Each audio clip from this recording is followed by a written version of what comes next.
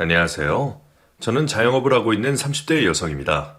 추석을 앞두고 있는데 다들 귀성길 계획하고 계신가요? 여러분들은 어떨지 모르겠지만 저는 올해부터 추석에 찾아갈 곳이 없습니다. 제가 찾아갈 친정도 없고 일찍 부모님이 돌아가신 남편 때문에 시댁에 갈 수도 없거든요. 적적하겠다 생각하시겠지만 사실 저는 아쉬움보다도 후련함이 먼저 듭니다. 사실 제게는 친정 식구들이 가족보다 먼 사이였거든요. 그 이야기를 전부하려면 하루 종일도 모자라지만 오늘은 제가 그들과 인연을 끊게 되었던 사건을 얘기하려 합니다. 그리고 남편과 처음 맞는 이 자유로움을 다시 한번 만끽해 보려 해요. 저희 아버지는 아들 귀한 집안에 그 귀하다는 3대 독자 외동아들이셨습니다. 그 시절 당연할 정도로 심각했던 남아선호 사상 속에서 아버지는 귀한 대접을 받고 자라셨고 저희 엄마를 만나 결혼을 하셨죠. 3대 독자 아버지와 결혼하셨던 엄마는 시집을 와서 하루빨리 대를 이어한다는 막중한 책임감이 있으셨습니다.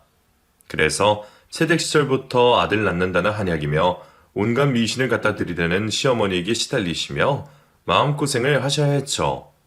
하지만 집안의 바람과 달리 엄마는 딸인 저를 낳으셨고 엄마는 절망을 하셨어요. 아이 낳고 미역국도 못 먹고 구박당했던 사람이 바로 저희 엄마였었죠. 그런 집안 분위기에 딸 자식인 저는 환영받지 못할 아이였고 그래서 저는 어려서부터 자연스럽게 주눅들어 자랄 수밖에 없었어요. 뭘 모르는 어린애가 벌써부터 식구들 눈치 보며 자랄 정도였으니 저희 집 분위기가 어땠을지 말 안 해도 아실 거예요. 가부장적인 분위기에서 자라셨던 아버지는 그런 저를 보듬어 주실 만한 분이 아니셨고 엄마는 딸을 낳았다는 이유로 한동안 고생을 하셔야 했습니다. 그리고 무려 5년 만에 남동생을 낳으시면서 겨우 그 고생을 끝내실 수 있었죠. 하지만 그때부터는 저의 고난이 시작되었습니다. 이제 6살이 된 저는 막 태어난 남동생이 너무나 예뻤지만 그렇게 태어난 동생 때문에 힘든 시간을 보내야 했어요. 아들만을 기다리셨던 할머니는 당연히 동생만 예뻐하셨고 아버지 역시 장남이라며 늘 동생을 품에 안고 계셨죠. 제게는 별 관심이 없던 아버지에게 몇 번 안겨보지도 못하고 자랐었던 저는 늘 어른들 품에 안겨있고 예쁨 받는 동생이 참 부러웠습니다. 그렇다고 동생을 질투하거나 미워하는 마음은 전혀 없었어요. 하지만 그런 저의 마음과 달리 저는 동생이 태어난 뒤로 호의대를 받아야 했습니다. 일밖에 모르던 아버지는 가정일에는 무관심하셨고 그러는 동안 엄마는 동생만 예뻐하셨거든요. 엄마는 참 모질게도 저희를 차별하셨습니다. 애초에 저와 동생은 밥 반찬부터 달랐고 동생 대신 제가 혼나는 게 일상이었어요. 그래도 차라리 혼이라도 나는 게 낫지. 저는 엄마의 무관심이 너무 괴로웠습니다. 어릴 적에는 그런 엄마의 관심을 받고 싶어서 참 많이 노력하기도 했었어요. 상장도 타보고 좋은 성적표를 가져다 드리기도 했었죠. 하지만 부질없는 노력들이었고 저는 가족들 사이에서 있는 듯 없는 듯 외톨이처럼 지낼 수밖에 없었습니다. 그리고 자라면서 그런 차별에 익숙해져 갔죠. 저는 자식을 차별하는 부모 밑에서 늘 동생에게 양보하고 대신 희생만 하면서 살았지만 그럼에도 제 가족을 참 사랑했습니다. 내가 살아가는 이유는 가족 때문이라고 생각하면서 제 희생을 당연시하기도 했었어요. 학대를 받는 아이들은 부모를 더 의지한다는 게 무슨 말인지 저는 잘 알았어요. 가장 편안해야 할 집안에서 그런 상태로 지내온 저는 밖에서도 마음 열 사람이 별로 없었습니다. 친구도 몇 없었고 인간관계는 당연히 좁을 수밖에 없었죠. 그런 제가 지금의 남편을 만나고서야 드디어 세상에 의지할 사람이 생기게 되었습니다. 남편은 저처럼 외로운 사람이었습니다. 일찍 부모님을 잃고 홀로 살아오면서 마음고생을 했었고 그래서인지 늘 외로웠던 저와 잘 맞는 사람이었어요. 남들은 모르는 상처를 서로는 말하지 않아도 이해했고 덕분에 많은 위로가 되었어요. 저는 유일한 제 편이 생긴 듯 했죠. 그런 남편과 함께할 때면 저는 제 슬픔과 상처들이 사라지는 기분이었고 그 사람만 있으면 뭐든 할 수 있을 것 같은 용기가 생기기도 했어요. 저희 가족들은 다들 제가 안 될 거라고만 말하면서 저를 무시하기 바빴거든요. 그래서 저는 하고 싶은 일이 있었음에도 해볼 생각도 없이 지냈었죠. 하지만 저를 믿어주는 남편을 만난 뒤로 저는 용기를 낼 수 있었고, 그렇게 제 인생이 점점 바뀌기 시작했습니다. 잘 다니던 회사를 그만두고 하고 싶은 일을 하겠다며 가게를 차렸고, 좋아하는 일을 하는 덕분인지 가게 매출은 안정적으로 잘 나아졌죠. 다른 가족들은 여전히 제가 뭘 하겠냐며 못 믿어하는 눈치였지만, 그래도 저는 저를 믿어주는 유일한 제 편이 있어서 해낼 수 있었습니다. 그런 남편과 결혼을 생각했던 것은 너무나 당연한 일이었어요. 애정 결핍 때문인지 연애조차 쉽지 않았던 제게 남편은 제가 몰랐던 사랑을 알려주는 사람이었습니다. 그렇게 저희는 오랜 연애 끝에 결혼을 약속했고 결혼을 허락받으려 했습니다. 하지만 그 과정이 쉽지 않았어요. 제게는 평생 은인이나 다름없을 남편이었지만 저희 집에서는 그런 남편을 고아라는 이유로 반대하고 나서셨습니다. 제게 별 관심이 없던 남동생까지 부모님 편을 들며 말을 얹더라고요. 누나, 그냥 평범한 집안에서 평범하게 자란 사람 만나면 안 돼? 우리 부모님이 체면 얼마나 중요하게 생각하시는지 알면서 굳이 분란을 만들어야겠어? 에휴, 누나도 가족들 다 반대하는 결혼 굳이 하고 싶지는 않을 거 아냐. 그러니까 고집 피우지 말고 부모님 말씀 들어, 누나. 평생 의견 한번 내세워 본 적 없던 저였으니 평소라면 저도 가족들의 말을 들었을 겁니다. 하지만 제 인생의 제일 중요한 결혼까지 가족들에게 휘둘리고 싶지 않았어요. 게다가 겨우 체면 때문에 남편을 반대한다는 게 받아들일 수 없었죠. 저는 난생 처음으로 부모님께 반기를 들었습니다. 내가 결혼하겠다는데 대체 왜들 그래요? 엄마랑 아버지는 제 인생보다 체면이 그렇게 중요하세요? 저 그 사람 아니면 결혼 생각 없어요. 다들 반대하셔도 못 헤어지니까 전 그러시면 결혼식에 오지 않으셔도 돼요. 아니 얘가 뭘 잘못 먹었나? 네가 제대로 미쳤구나. 이거 봐라. 벌써부터 그놈한테 미쳐서 정신 팔린 애를 내가 어떻게 믿고 결혼을 시키겠니? 결국 저는 가족들과 싸우면서 끝까지 결혼을 추진했고 부모님은 갑자기 고집을 피우는 저를 포기하시고 저는 무사히 결혼식을 올릴 수 있게 되었습니다. 저는 부모님이 반대하시던 결혼까지 허락해 주셨으니 이제는 가족들도 나를 존중해 주시려나 하는 생각도 있었습니다. 하지만 제가 나이를 먹고 결혼까지 했음에도 부모님은 여전히 저를 못 믿어 하셨고 동생마저 저를 존중하지 않았어요. 오죽하면 먼저 결혼한 동생의 올케마저도 저를 우습게 취급했었으니 그 집 식구들에게 제 존재는 기르던 개만도 못했을지 모르겠습니다. 하지만 당시에 저는 그걸 몰랐습니다. 늘 당하는 일이었으니 무시를 당해도 참는 게 당연한 거라 생각했었죠. 하지만 남편은 식구들에게 그런 취급당하는 저를 이해하지 못했어요. 결혼 이후 남편 앞에서까지 저를 무시하는 가족들을 보면서 남편은 매번 제 편을 들어주었거든요. 아휴, 그러게 그냥 집에서 먹었으면 됐을 것을. 선영이 너 때문에 괜히 외식해서 탈난 거 아니야. 죄송해요. 장모님, 그건 이 사람 탓이 아니지 않습니까? 병원에서도 식중독은 아니라 그러고 같이 먹었지만 나머지는 다 괜찮아요. 애초에 외식하자고 했던 것도 처남이었고요. 그리고 문제가 있었으면 식당 책임이지 왜 이 사람한테 그러세요? 자네는 또 자네 와이프 편드나? 아유, 선영이 너는 참 좋겠다. 저렇게 편들어주는 남편이 있어서. 사실 남편도 저희 부모님 앞에서 대들 만한 사람은 아니었어요. 막말이 일상이신 저희 엄마가 처음부터 고안하며 마음에 안 들어 했던 사위에게 사위 대접을 잘해줬을 리가 없었으니까요. 그래서 남편은 저희 가족들에게 섭섭한 일도 많았고 무시당하는 말도 들었지만 그때마다 참던 사람이었습니다. 무슨 말을 들어도 그냥 허허실실 웃으면서 넘어갈 뿐이었었고 오히려 제 가족들이라며 잘 챙기는 사람이었어요. 그런 사람이 제 일에서만큼은 참지 못했습니다. 남편이 제가 구박당할 때마다 나서다 보니 덕분인지 가족들도 언제부턴가는 제 앞에서 조심하는 듯 싶었어요. 하지만 그때뿐이었지 수십 년 이어진 무시가 금세 없어지지는 않았습니다.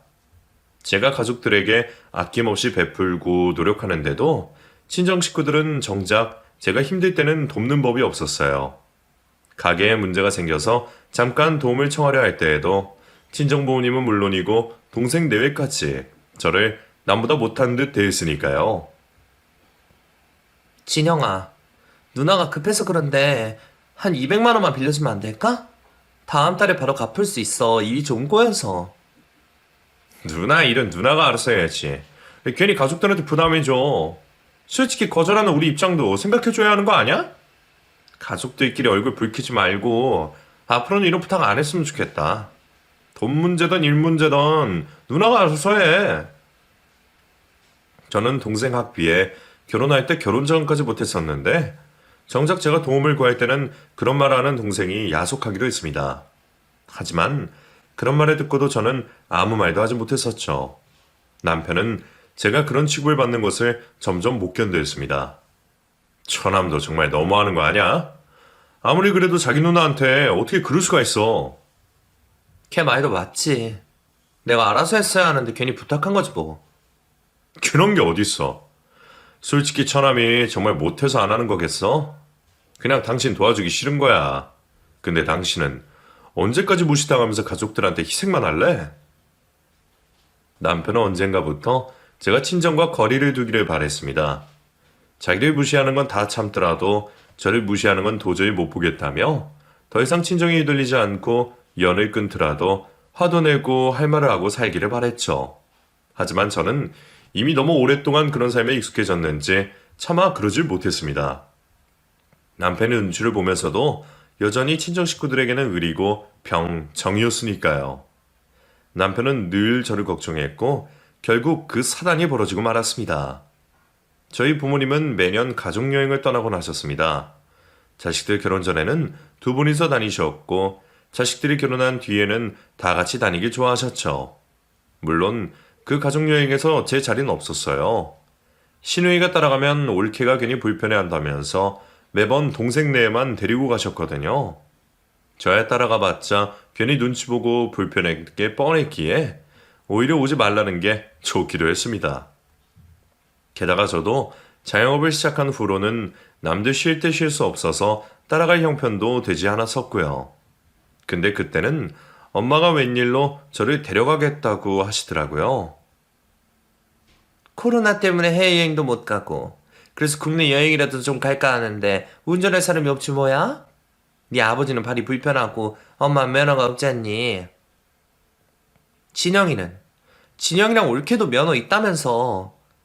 아유, 네 올케는 장롱 면허라서 안 돼. 그리고 진영이는 일하다가 오는 애를 어떻게 하루 종일 운전시키겠니? 한 번 가는 데만 몇 시간이나 하는데 피곤해서 안 돼. 그러니까 네가 가게 닫고 따라가서 운전 좀 해라. 그래도 네가 운전은 잘하잖아. 여태 사고 한 번 없었고. 안 그러냐? 결국 엄마는 동생을 아낀다는 이유로 저를 데려가라 하셨던 거였어요. 이유가 기가 막혔지만 저는 엄마의 부탁을 거절하지 못했습니다. 그래서 결국 한창 바쁠 여름철에 가게 문을 닫고 가족여행을 따라 나서게 되었죠. 물론 남편은 끝까지 걱정을 했었어요. 당신 거기 가봤자 제대로 쉬지도 못하고 운전만 해야 할 텐데 게다가 나도 같이 못 가는데 혼자서 어떻게 하려고. 그래도 엄마가 부탁하니까 어쩔 수 없잖아. 어차피 운전만 하는 건데 뭐 별일 있겠어? 피곤하면 나는 숙소에서 쉬면 되겠지 뭐. 오히려 당신이 같이 가면 당신까지 고생했지. 에휴, 그냥 나 혼자 다녀오는 게 나도 마음 편해. 지금 나만 당신 걱정하는 거야? 당신은 왜 당신 걱정을 못해? 고생할 거 뻔히 알면서 뭐 하러 가는지 모르겠다. 끝까지 저를 걱정하며 만류하는 남편에겐 미안했지만 그렇다고 그제 와서 가족들에게 안 가겠다고 말할 용기가 없었습니다. 그렇게 저는 내키지 않은 여행길에 동참하게 되었고 재촉하시는 엄마 때문에 새벽 일찍부터 차를 운전하게 되었어요.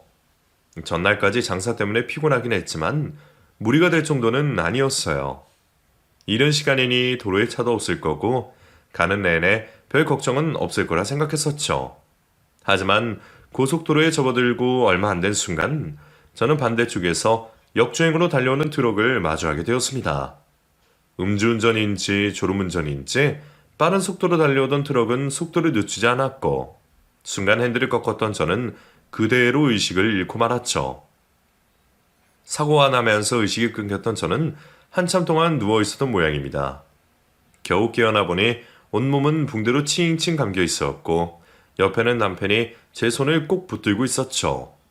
제가 깨어나는 인기척이 들리자 남편이 고개를 들었고 의식이 돌아온 저를 보며 놀라 소리를 질렀습니다. 여보, 깨어났어? 정신이 드는 거야? 여기요. 여기 사람이 깨어났어요.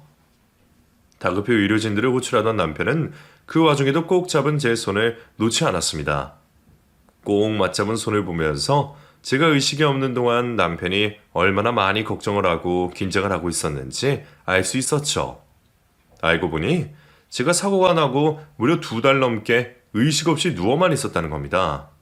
그 사이 저는 큰 수술을 2번이나 받았고 남편은 제가 깨어나기만을 기다리고 있었겠죠. 나 정말 2달 동안이나 못 일어난 거야?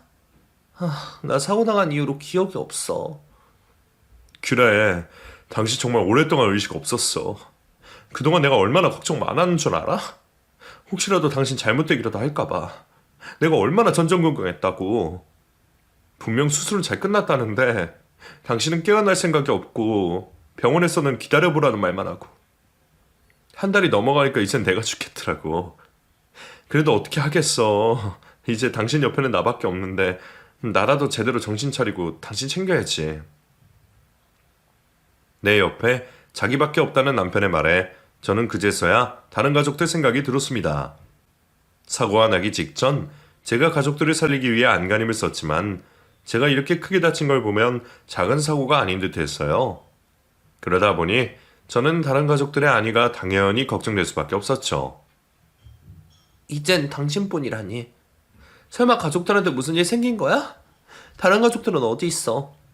그러고 보니까 다른 가족들은 나 깨어난 거 모르는 거야? 왜 아무도 오는 사람이 없어? 아니야. 내가 말 실수한 거야.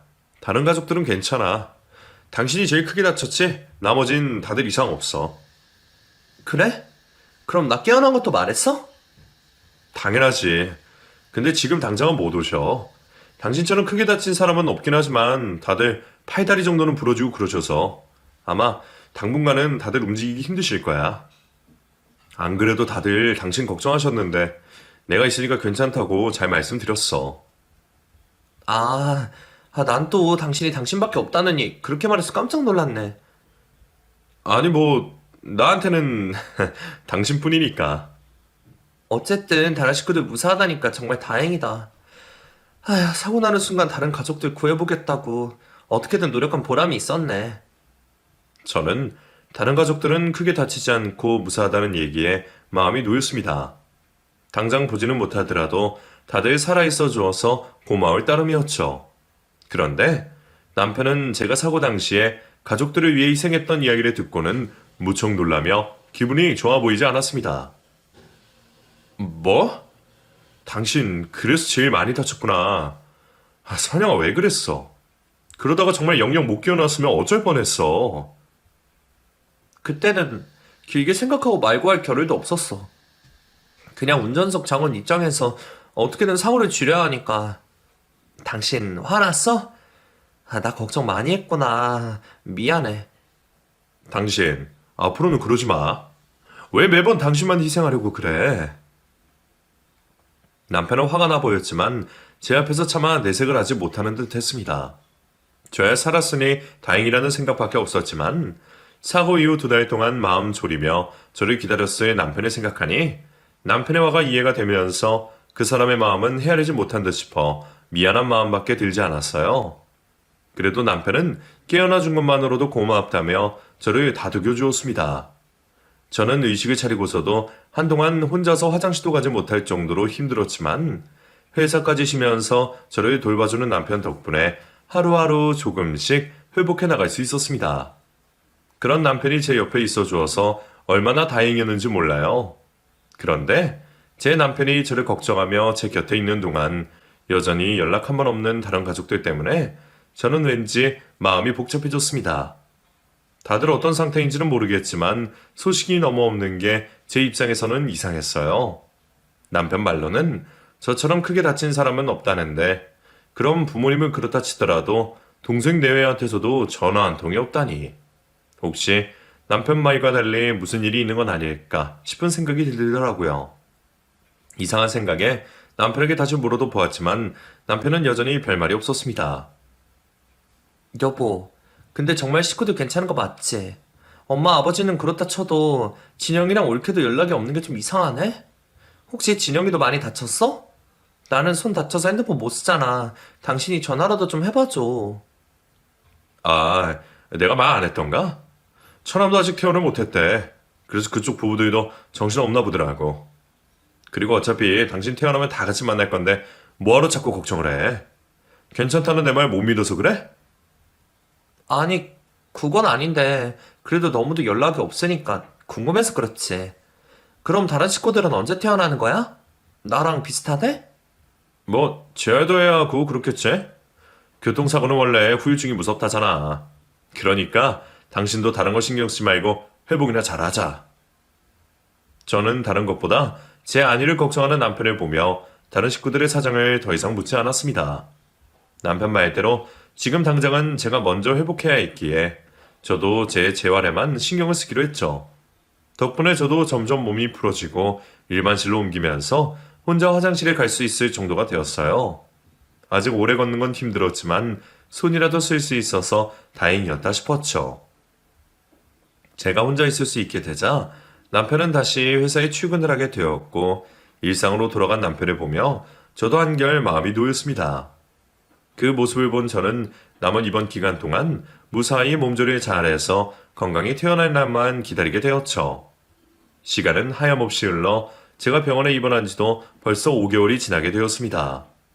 사고가 났을 때가 여름 휴가철이었는데 제가 퇴근을 할 때가 되니 벌써 늦가을이 되어 겨울옷을 챙겨 입어야 할 정도였어요. 병원에서 누워있는 동안 시간이 쏜살같이 흐른 것을 보며 저는 왠지 착잡한 심정이었습니다.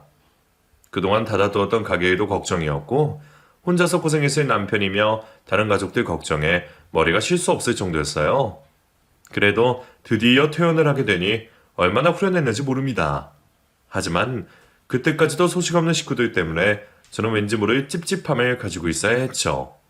그렇게 저는 제가 퇴원하기만을 기다리고 있을 남편이 기다리는 집으로 서둘러 찾아갔습니다.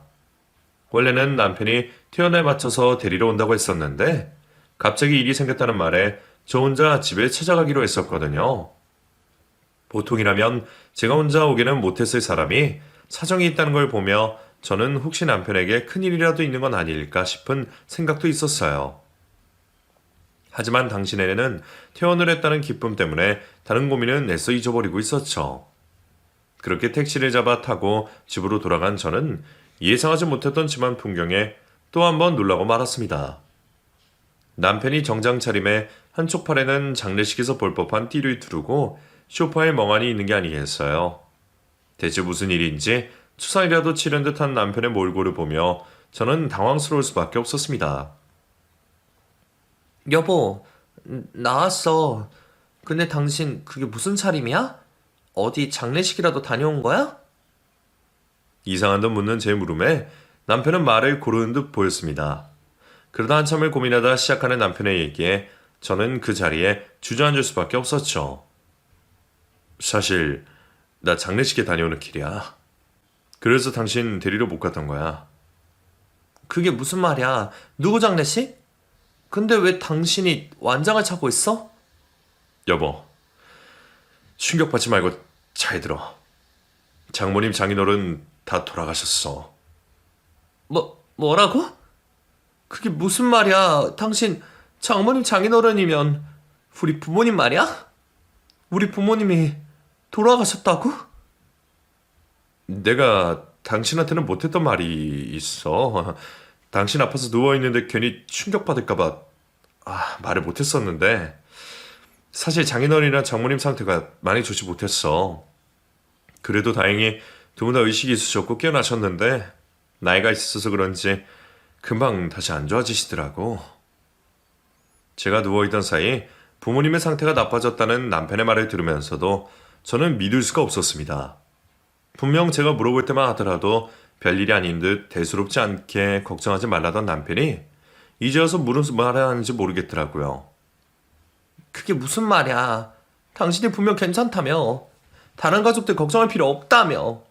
근데 돌아가셨다니. 여보, 설마 지금 나한테 장난치는 거야? 미안해. 그때는 나도 당신 걱정밖에 할 수가 없어서 병원에서도 안정이 중요하다고 그러는데 그런 소식 전하면 당신마저 잘못될까봐 차마 말할 수 없었어. 당신 태어나고 좋아지면 말하려고 그랬는데 그 사이에 그만. 제게 미안해하며 담담히 사정을 전하는 남편의 말을 들으면서도 저는 부모님이 돌아가셨다는 상황이 이해되지 않았습니다. 사고 직후 깨어나면서도 왜 당연히 살아계셨을 거라 생각했는지 사실 저도 내심 불안감이 계속 들긴 했었어요. 제가 죽다 깨어날 정도로 크게 다친 사고였었는데 아무리 무사하셨다고 하더라도 고령이신 부모님이 멀쩡하게 계실 거라는 생각은 아니란 생각이었습니다. 게다가 아무리 다쳤더라도 동생 내일까지 저한테 병문안 한번 오지 않고 소식을 궁금해하지 않을 수가 있는지 그제서야 저는 뭔가 이상했다고 생각하게 되었죠. 그럼 당신 말대로 다들 괜찮아서 연락이 없던 게 아니라 상황이 심각해서 그랬던 거야? 부모님은 누워 계시고 진영이랑 올케는 부모님 챙기느라고? 미안해 여보. 근데 나로서는 조용히 있는 게 최선이었어. 당신한테 알린다고 해서 당신이 그 몸으로 장인 장모님한테 갈 수 있는 것도 아니고 그리고 아마 당신이 왔더라도 좋을 건 없었을 거야. 그럼 돌아가셨을 때라도 말해줬어야지. 어떻게 우리 부모님 장례식을 치르면서까지 말을 안 할 수가 있어. 부모님 장례에 자식이 못 가는 게 말이 돼? 그럼 우리 부모님 어디 계신데? 나라고 부르기 싫었겠어? 근데 처남이 난리를 치는데 어떡해. 처남은 사고가 당신 탓이라고 생각해. 장모님이랑 장인어른 누워 계실 때에도 얼마나 당신 원망을 했었는데 그래서 그런지 당신한테 장례 치른다는 말도 하지 말라 그러더라. 나도 괜히 당신 욕먹는 걸 보고 싶지 않았고. 그럼 납골당은 어딘데? 내가 보지도 않고 부모님 돌아가셨다는 걸 어떻게 믿어? 그건 나도 몰라. 나도 장례식장까지만 있다가 온 거야. 처남이 발이는 못 따라오게 하더라고. 납골당 어디 모실 건지도 말 안 해주고 아마 지금 연락해도 안 받을 거야. 그건 내가 차차 알아봐 줄 테니까 당분간은 좀 쉬자. 당신 퇴원했다고 해도 완전히 회복된 것도 아니잖아. 남편은 여전히 무책임한 듯 모른다는 소리만 하고 있었지만 딱히 남편에게 원망스러운 마음이 들진 않았습니다. 탓을 하자면 동생에게 그런 대우를 받는 제 탓이었고 그 와중에도 제 탓만 하는 동생 탓일 겁니다. 솔직히 억울했습니다. 아무리 애정으로 가득한 가족이었지만 제가 가족들을 생각하는 마음은 언제나 진심이었고 늘 사랑한다 생각했는데 그들을 살리려 노력했던 제 마음은 몰라준 채 사고가 내 탓이라며 부모님 장례식에도 부르지 않은 남동생에게 저는 무슨 존재일까 싶었죠.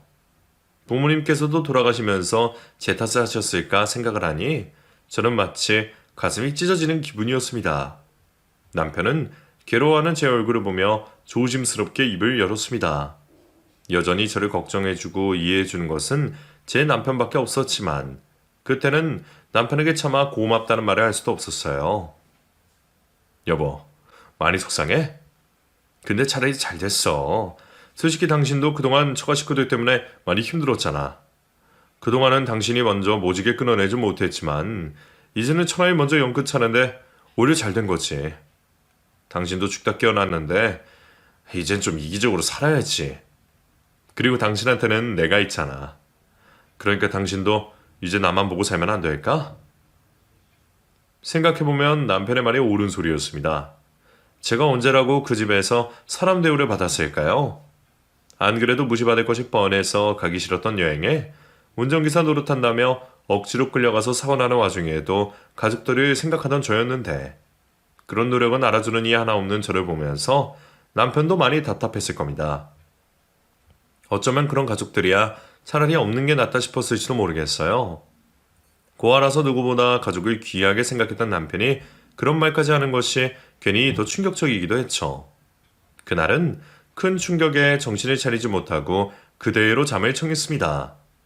당장 부모님 낙봉일당을 찾아뵈고 싶고 동생을 만나 얘기를 나누고도 싶었지만 어차피 들어줄 사람이 없는 상황에 제가 무슨 일을 할 수 있을까 싶더라고요. 한때는 제 손으로 가족을 끊어낼까 생각하기도 했지만 여태 그러질 못했었죠. 그런데 이렇게 갑작스럽게 혼자가 되니 저도 정신이 없었습니다. 저는 그 뒤로 며칠을 크게 몸살을 앓았습니다. 가족을 잃은 충격이 컸던 건지 오랫동안 병원 신세를 지다가 겨우 긴장이 풀려서 그런 건지 모르겠지만 며칠 동안 고열에 시달리며 다른 생각을 할 겨를도 없었어요. 남편은 그때도 제 걱정밖에 없었고 저는 그런 남편을 보며 남편 말대로 앞으로는 내 가족을 다 지우고 그 사람만 보며 살아야겠구나 생각했습니다. 하지만 제 눈으로 확인도 없이 가족을 지우는 것이 쉽게 되지 않았습니다. 남편을 못 믿는 것은 아니지만 왠지 이상한 남편의 행동에 저로서도 쉽게 이해하기가 어려웠거든요. 아무리 애증의 관계라고 해도 저만큼이나 정이 많고 마음 여리던 사람이 장인 장모님이 돌아가시고도 저렇게 태어날 수 있는 건지, 또 자꾸만 동생과의 연락을 막는 것도 이상하다 싶었습니다. 그래서 저도 남편 몰래 친정집을 찾아가기로 마음먹었어요. 동생 때문에 납골당을 가지 못하더라도 그 집에 더 이상 부모님이 계시지 않고 비어져 있다는 것을 제 두 눈으로 보면 그나마 마음으로 받아들일 수 있을 것 같았거든요. 저는 남편이 출근한 사이 혼자 집에서 쉬고 있겠다고 말을 하고 아직은 불편한 몸으로 친정집으로 향했습니다. 그렇게 도착한 친정집 앞에서 저는 한참을 멍하니 있을 수밖에 없었어요. 생각해보니 무작정 찾아오기는 했지만 제가 그 집 대문을 두드려서 어떻게 하나 싶은 생각이 들더라고요. 빈집이라면 다행이지만 혹시 누가 나오기라도 하는 건 아닐까 싶어서 선뜻 문을 열 수 없었습니다. 그렇게 한참을 고민하며 근처를 서성이던 중 익숙한 차 한 대가 집 앞에 도착했습니다. 차에서 내리는 사람은 다름 아닌 동생과 올케였죠. 순간 저는 죄라도 지은 사람처럼 숨어버렸습니다. 연락 없던 동생에게 찾아가서 설명이라도 하고 싶었던 마음과 달리 혹시라도 나를 원망하는 동생의 막말을 면전에서 듣게 될까봐 두려웠기 때문이었어요. 그런데 저는 그 후 장면에 더욱 놀라고 말았습니다. 동생과 올케가 대문을 열고 들어가자 집안에서 저희 부모님이 나오셨기 때문이죠. 장례까지 치렀다는 부모님이 멀쩡히 걸어 나오는 모습을 보자 저는 어안이 벙벙했습니다. 그 모습에 놀란 저는 저도 모르게 집으로 뛰어갈 수밖에 없었어요. 그리고 다른 식구들 역시 저를 보자 다들 놀라는 눈치였습니다. 어머, 선영이 네가 웬일이냐? 너 벌써 태어난 거야? 엄마, 살아있네? 얘가 뭐라는 거야? 너 머리 다쳤다더니 정신 나갔니? 그럼 내가 뭐 죽기라도 했다 이거야? 안 그래도 너 때문에 우리 다 죽다 살아났잖니. 아니 넌 정말 운전도 하나 제대로 못해서 여러 고생 시키네? 아니 그게 아니라 형님 병문안 못 가서 죄송해요. 근데 이해하시죠? 저희도 여기저기 다치고 아파서 죽다 살아났잖아요. 누나, 그래도 태어났으면 먼저 연락이나 하지. 여태 뭐하다가 이렇게 불쑥 찾아와서 사람들 놀라게 해. 마치 아무 일도 없었다는 듯 얘기들을 하면서 그 와중에도 내 병문안은 귀찮았는지 그 자리까지 나타난 저를 불청객 취급하는 가족들의 반응에 저는 머리를 얻어맞은 기분이었습니다. 그리고 순간적으로 남편에게 의도가 있었음을 알 수 있었죠. 결국 저는 남편에게 직접 진실을 듣기 위해 저를 떨떠름해하는 가족들을 뒤로한 채 다시 집으로 갈 수밖에 없었습니다. 남편이 퇴근해서 돌아올 때까지 저는 혼자서 별 생각을 다 할 수밖에 없었어요. 멀쩡한 가족들이며 나를 대하는 가족들의 태도들을 보며 울컥 눈물이 쏟아질 것 같더라고요. 서러움을 애써 참으며 퇴근한 남편에게 자초지종을 듣게 된 저는 남편의 얘기에 결국 눈물을 쏟아낼 수밖에 없었습니다. 여보, 나 오늘 친정집에 다녀왔어. 갔더니 가족들이 다 멀쩡히 살아있더라. 엄마 아빠는 어디 상처 하나 없고 동생이랑 올케도 좋아 보이더라. 다행이기는 했지만 기분이 이상했어. 다들 내가 태어날 줄 모르고 반기진 않더라고. 그래서 그냥 돌아왔는데 이해가 안 돼서 말이야. 당신 왜 나한테 거짓말한 거야? 굳이 부모님 돌아가셨다고 동생이랑도 인연 끊으라고 한 이유가 뭐야? 설마 나 때문이야? 남편은 얼추 예상하고 있는 저를 씁쓸한 표정으로 바라보며 어렵게 이야기를 시작했습니다. 사고 직후 소식을 듣고 병원으로 갔을 때 다른 식구들은 다들 크게 다치지 않은 상황이었나 봐요. 제가 재촉으로 차를 틀었기 때문에 저만 크게 다치고 다들 무사할 수 있었던 거였죠. 그래, 솔직히 나도 내가 억지 부렸다는 거 알아. 당신이 거기 찾아가 보거나 처남이랑 전화만 한 통해도 금방 들통날 일이었지. 그래도 이렇게 일찍 찾아가 볼 줄은 몰랐는데 금방 들통날 거짓말해서 미안해 여보. 미안하다는 말이 듣고 싶은 게 아니야. 나한테 거짓말 한 번 안 했던 당신이 이렇게까지 해야만 이유가 궁금한 거지. 사실 나는 이렇게라도 당신이 그 집 식구들이랑 인연을 끊었으면 싶었어. 내가 당신이 시키려면 그렇게밖에 할 수가 없었어. 그렇게 남편이 제게 들려준 이야기는 가히 충격적이었습니다. 제가 상향을 헤매는 동안 다른 식구들은 남편 앞에서 제 탓만 하고 있었답니다. 제가 운전을 좀 더 조심했더라면 사고가 없었을 거라는 둥, 처음부터 저를 데려가는 게 아니었다는 둥, 다들 운전자인 제 잘못으로 사고가 벌어졌다 생각했던 모양이었어요. 그런 얘기를 듣고 남편도 이미 기분이 상했지만 남편은 식구들의 얘기를 애써 모른 척하고 있었답니다. 당시에는 제가 수술을 잘 받고 깨어나는 게 중요했으니까요. 하지만 제가 수술을 받고도 계속 의식이 없자 가족들이 남편에게 보험료 얘기를 물어봤다네요. 당신 수술 잘 받았냐고는 물어보지도 않고 나한테 전화해서 당신 앞으로 들어둔 보험이 없냐 그러더라. 심지어는 사망보험금 얘기 꺼내는데 그 소리 듣고 내가 미쳐버리겠더라고. 어떻게 자기 가족을 두고 그런 생각을 할 수가 있어. 그때 내가 다들 미쳤냐고 화를 내니까 내 욕을 하더라고. 그러면서 혹여나 보험금 혼자 챙길 생각이면 가만 안 둔다 그러대. 그래서 다시는 찾아오지 말라 그러고 연락을 끊어버렸지. 그 뒤로 다행히 당신이 깨어났고 당신이 일어났다는 얘기 전했지만 그 사람들은 연락이 없었어. 이미 자기들은 진작 퇴원해 있었으니 남의 사정이야 궁금하지도 않았겠지. 가족들이 제 걱정은 하나도 없이 보험금 타령만 하고 관심이 없는 것을 보며 남편은 크게 충격을 받았던 모양입니다. 그동안이야 어떻게든 식구라며 참고 버텨봤지만 그건 아니다 싶었었겠죠. 그래서 남편은 제가 그 기회에 가족들과 인연을 끊기를 바랬습니다. 진실을 전했어도 되었겠지만 제가 또다시 가족들 때문에 상처받는 건 보고 싶지 않았던 모양이었죠. 그래서 제게 사실을 설명하지 않고도 연을 끊을 수 있는 방법을 고민했고, 그래서 그런 말도 안 되는 거짓말까지 하면서 저를 속일 수밖에 없었습니다. 저를 위해 그렇게까지 해야 했을 남편을 생각하니 제 가슴이 무너지는 기분이었어요. 여보, 나 당신이 이제 나만 보고 살았으면 좋겠다고 했던 말 정말 진심이야. 솔직히 부모도 없는 내가 남의 천륜 끊으라 하는 게 우스운 얘기인 거 알지만 그래도 나는 이제 당신이 고통받는 거 더는 못 보겠어. 어차피 그 사람들 당신 안중에도 없어. 솔직히 당신이랑 피만 섞이지 않았더라면 내가 찾아가서 뒤집어 엎었을 거야. 그나마 당신 때문에 나도 그 사람들 참은 거라고. 근데 이제는 당신도 포기해야 하지 않겠어? 언제까지고 그 집 식구들한테 이끌려 다닐 수 없잖아. 나 혼자서 모자랄지 모르지만 내가 잘할게. 그러니까 이제 나랑 행복해지자. 여보, 당신이 이렇게까지 하게 만들어서 미안해. 내가 바보 같아서 당신까지 힘들게 했구나. 정말 미안해. 저는 그 뒤에도 남편에게 별말을 하지 않았습니다. 대신 남편 말대로 하겠다고 약속을 했죠. 제가 30여 년을 아무리 바보같이 살았더라도 저를 위하는 남편의 말까지 모른 척할 수는 없었어요. 그리고 저도 죽다 살아나서 그런지 왠지 마음가짐이 새로워지더라고요. 어렵게 다시 얻은 인생, 이제라도 오롯이 제 삶을 살고 싶다는 생각을 하며 저는 제 부모와 가족을 지우기로 결정했습니다. 그렇게 저희는 곧장 이사갈 집을 알아보고 가게도 정리하며 친정과 연관된 것들을 하나씩 정리해 갔습니다. 어차피 그 사람들이야 자기들 아쉬울 때만 찾는 사람들이니 제가 사라져버리면 다시 만나지 않을 테니까요. 그렇게 저희는 새로운 곳에서 새로운 마음으로 둥지를 틀었고 그곳에서 새 출발을 하기로 마음먹었습니다.